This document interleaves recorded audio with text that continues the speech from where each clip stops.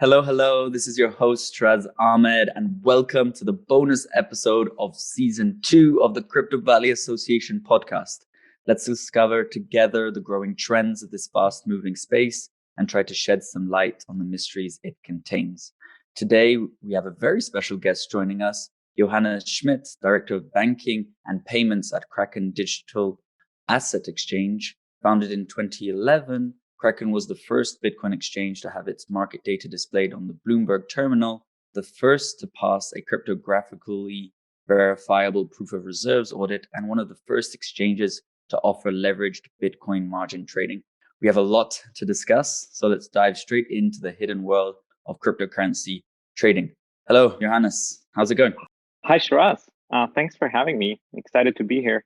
It's a pleasure. It's great to have you, and really excited about this episode. So maybe first one, we can dive straight into it. You can tell us a little bit about your first blockchain related experience. Yeah, sure thing. So I discovered Bitcoin.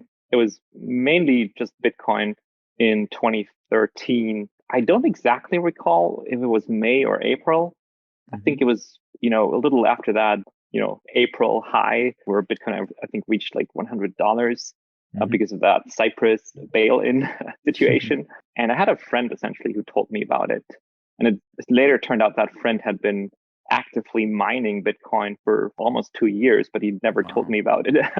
And so he told me about, hey, this is super exciting. You should look into it.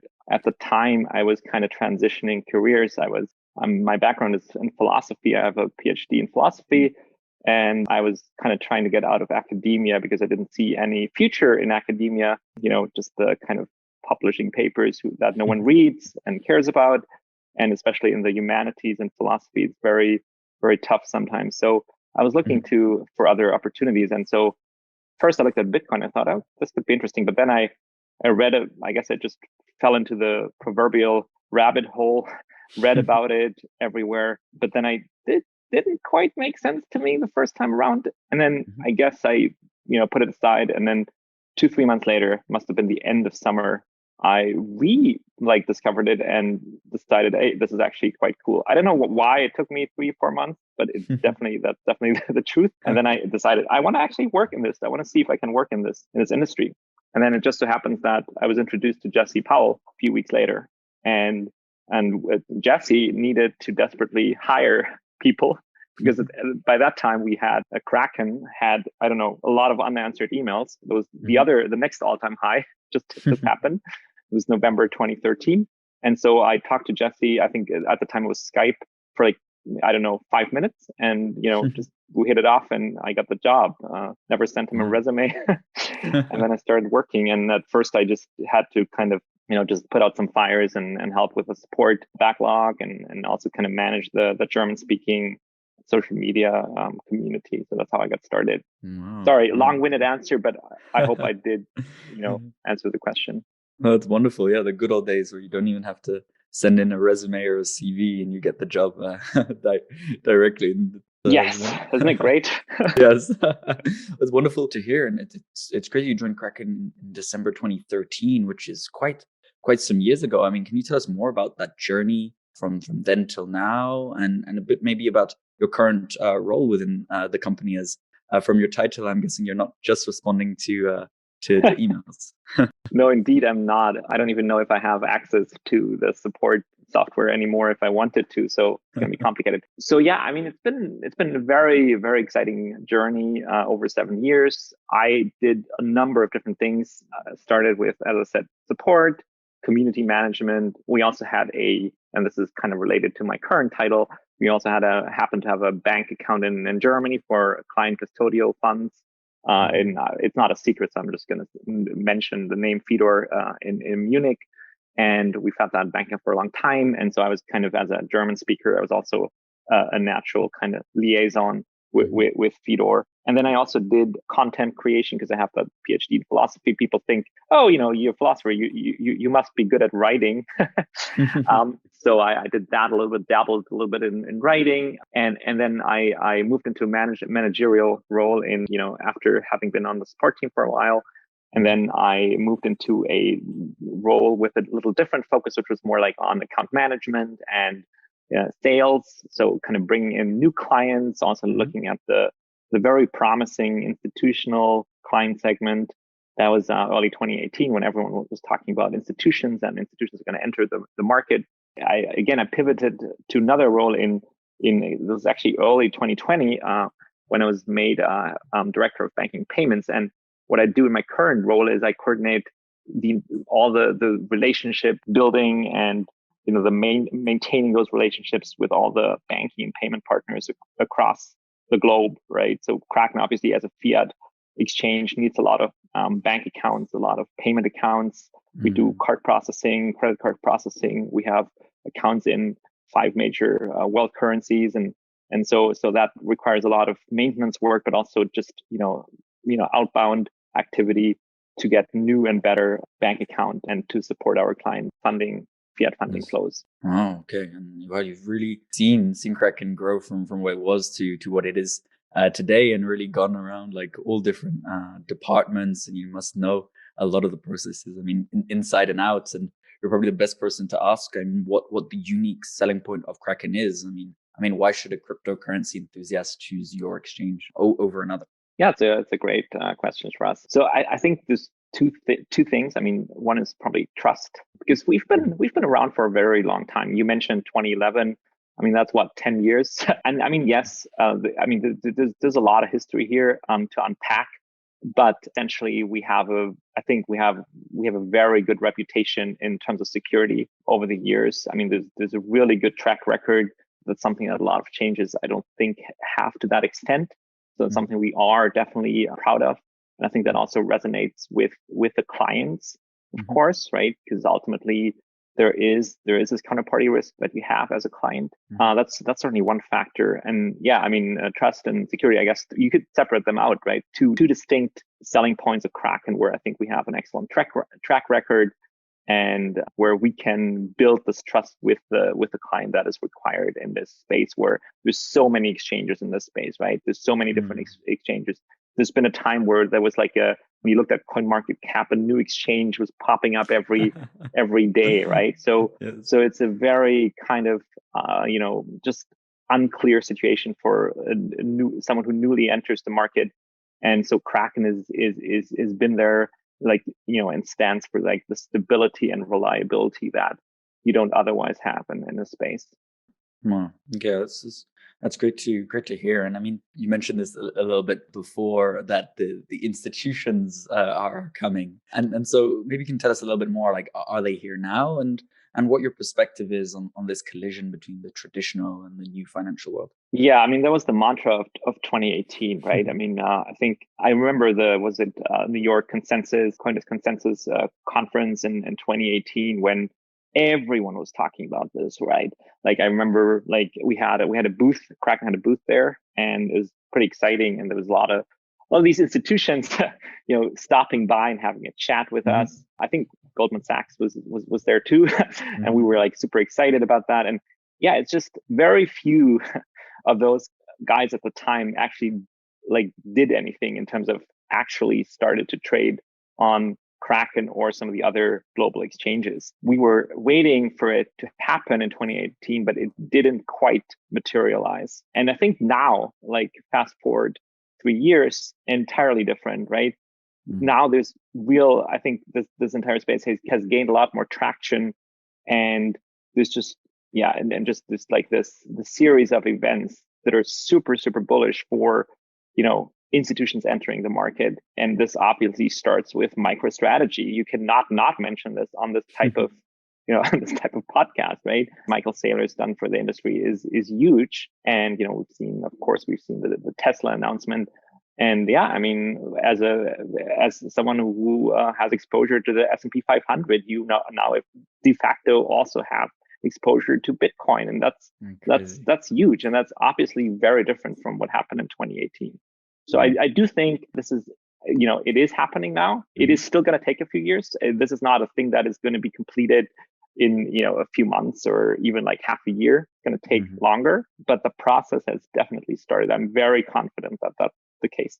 Great, that's wonderful to hear. And so with this growing interest, you also have a growing amount of people that are joining the space, and you also That means there's a lot of new people that need to be educated on what cryptocurrencies are, how to use exchanges, and there are also more problems that arise with regards to scalability, etc. I mean, can you tell us a little bit more about the importance of educating these newcomers and kind of some of the silver linings that this brings? Yeah, happy to do that. So of course, we've had a tremendous amount of signups, and I think almost every exchange probably faced a similar situation in January. January was a super busy month for us. I think it was busier than the entire year 2019 in terms of trading volume, and just like the amount of signups, it just went through the roof.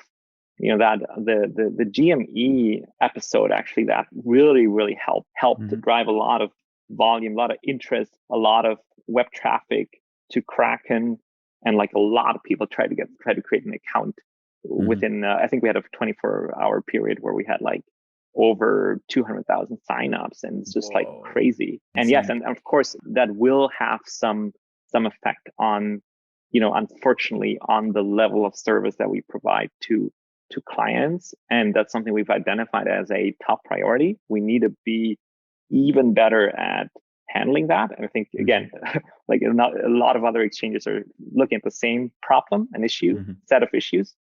And yeah, stability is so like just performance, like in terms of not having any kind of downtime when it's not scheduled, or is certainly top priority. And then the other thing is that you mentioned is just like, stability or market stability. I mean, there is of course a lot of volatility in this market still. I personally don't think it's gonna end anytime soon, this volatility. Of course, it's also a great opportunity for an exchange like Kraken. There's no question that we like volatility, but there's also, of course, these market movements where like that's, there are sometimes, maybe related to certain behavior by clients who just are not familiar with how to best execute a trade, right? I mean, we have a lot of clients probably that haven't traded equities or other securities in the past, and are just like new to trading. And then I think that kind of causes some issues sometimes. And yes, education is key. We're really trying to, I think we've put out over the years a lot of educational material, and we're continuing to do that. It's really, I mean, not just Kraken, but the entire industry still has a lot to do in terms of educating, the clients, of course, the institutions, also the media.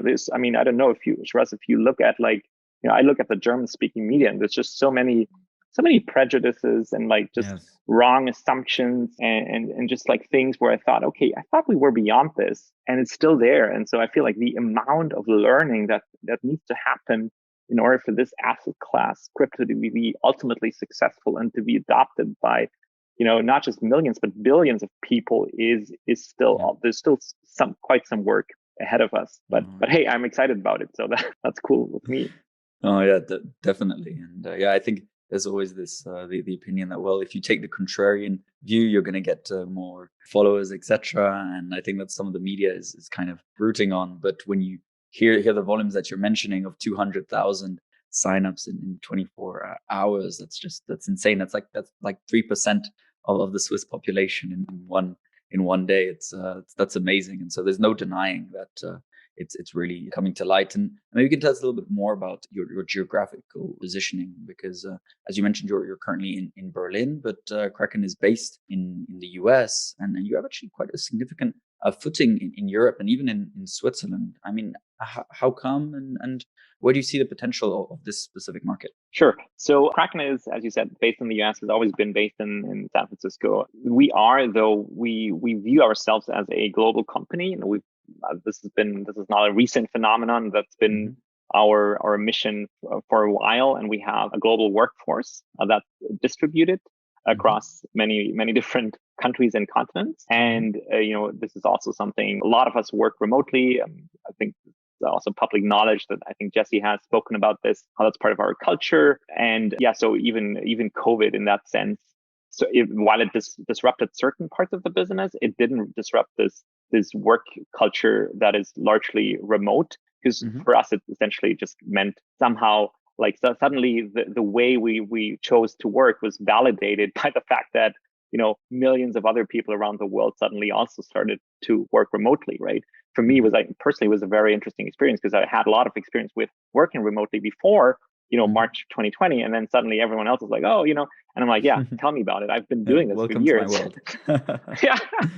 So welcome to my world. And so, but to kind of address this question about Europe, I mean, Europe has always been a very important market for Kraken, even though we're based in the US. Europe's been our main market actually for a long time, and it's still right now is we still by market share we are the biggest spot exchange in Europe. So why is that? I mean, I think early on we were there in 2013. We launched in Europe in the fall of 2013, and some of the countries were like we didn't even launch in the US with like US dollar funding before we launched in Europe. So Europe was really the first country or region, the EU, where we offered fiat funding, right? And we had banking partners there, and some of these relationships are very robust over the years. We've had the same banks, right, servicing us, and so that creates the stability, and that creates stickiness with clients. Clients love to not have to change, the funding method every 3 months, right? Yes. And they just knew they have when they use Kraken, they can send the money to that specific bank account. They know exactly what they're in for. So there's a certain transparency there and clarity. And I think clients appreciate that. And then, security is also, of course, top of mind. I live in Germany. Germans are super concerned about privacy security. So I think they also associate Kraken with those values. And so, yeah, I think that's why we have had such a strong foothold in Europe, essentially, because we were there early. And we got a lot of these really early adopters, these clients, right? These more sophisticated traders that have been in the space for a long time. And then there's been a lot of positive, just like, we had a good reputation, and there's been a lot of just sharing of that information across the community, right? Without us having to do any kind of advertising, any of that in the region. Yeah, okay, yeah, that snowball effect. I definitely see what you mean. As you mentioned that you see yourselves as a global company. I mean, how did this COVID-19 pandemic affect you? Yeah, I guess I addressed one aspect of that already, which is the remote working culture. I mean, I'm actually very glad, or almost at the time I was relieved that we had already kind of had the setup, because I know that it was a really severe disruption for a lot of other businesses. And obviously I have friends that are not in crypto, and so I know what it meant to them. And unfortunately, a lot of people also lost their jobs, right? I mean, in the service industry, and that was sad to see, right? Apart from all the other human tragedies this crisis has caused. But one thing where I think we could kind of offer at least some opportunities to some of these workers who lost their job is that we created, we actually at one point actively recruited people in our social circles. So Krakenites, right, were encouraged to recruit people in their social circle or network that had lost their jobs recently due to COVID. And so for some of these folks who were able to offer them positions in a support role, right, for at least a certain amount of time, due to all the demand we started to see, right, starting in 2020.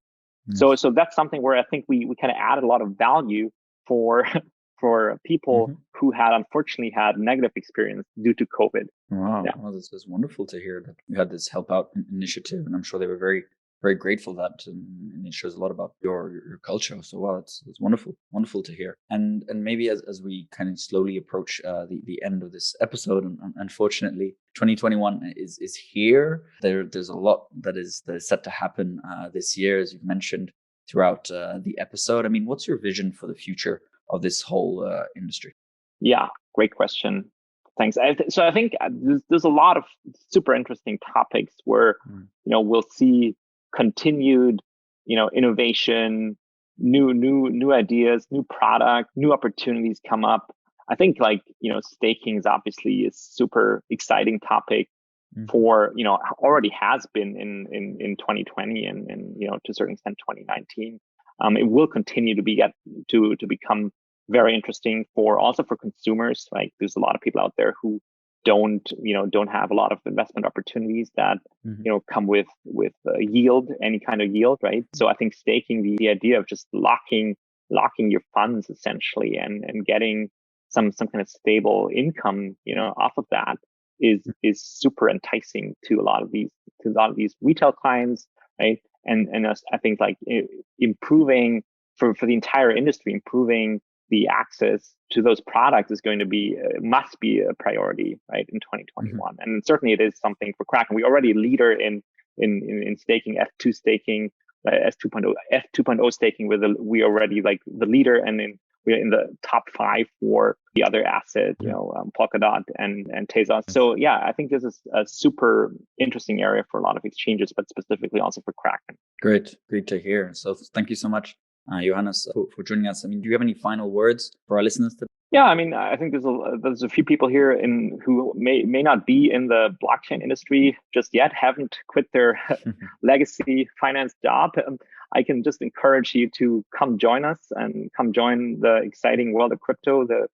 As we're building a new financial services infrastructure. So it's going to be has been an exciting journey and will continue to be exciting. So yeah, I can just encourage everyone to educate themselves and learn about crypto and join the industry.